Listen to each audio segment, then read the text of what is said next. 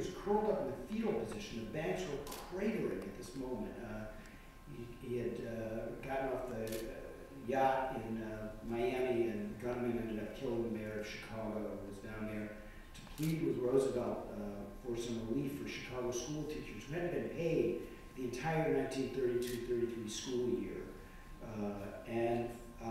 That's how bad things were. We think things are bad now. They had 25% unemployment, except that that didn't include women. The market wasn't down 30 or 40%, it was down to 90%.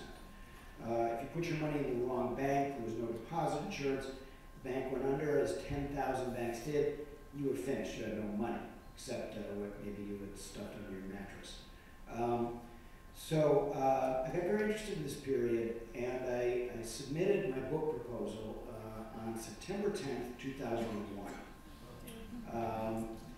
And then, a couple days later, I went down with President Bush to Ground Zero and spent time, visited several times. And I remember thinking, oh, I'm not going to do this Roosevelt, who cares about that? And much more important things going on. And about 6 months later, I woke up in the middle of the night and I realized this is about leadership. And we're not getting it right now, and something's missing. And telling everybody to go shopping is not cutting it.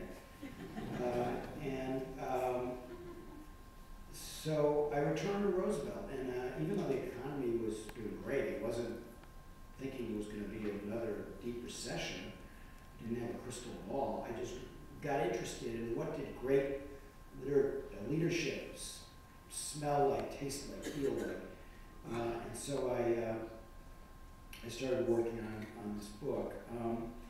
Right around the same time, a couple of years, I guess this would have been the first time I really met him. My aunt died, and we were a very close family. And my aunt had been widowed twice before she was, I guess, when she was under 35. She lost 2 husbands. I told her after 9/11 that I had a friend who lost her husband on 9/11. And so she wrote this woman a note.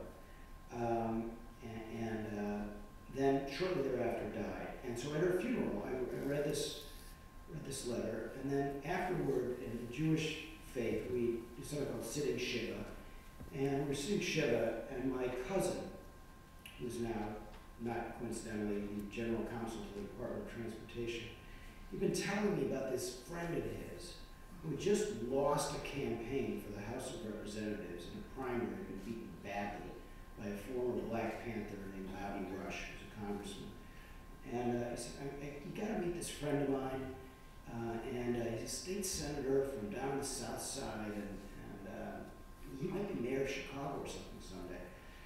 He's going to come when we're sitting Shiva. So that was the first time I ever met and talked to Barack Obama.